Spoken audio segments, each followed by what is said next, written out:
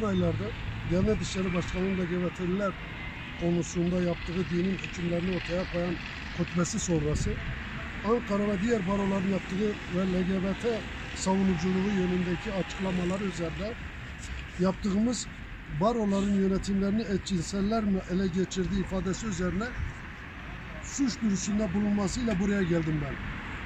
Şu anda İBE Polis Karakolundayım. Az önce ifademi verdim çıktım. Benim paylaşımım avukatları tenzih eden ve barolara dair genel bir açıklamaydı. Bunu Urfa Barosu üstüne almış, üzüldüm. Bunca işin arasında bizimle uğraşıyor. Başka işleri yokmuş gibi buna çok üzüldüm.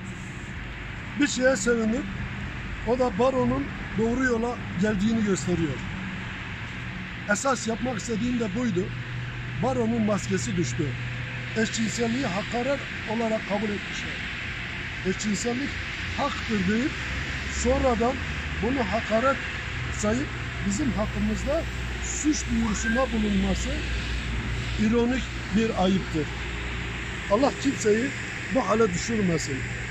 Allah kimseye hakaret saydığını savunan hale getirecek kadar zihin tutulması vermesin.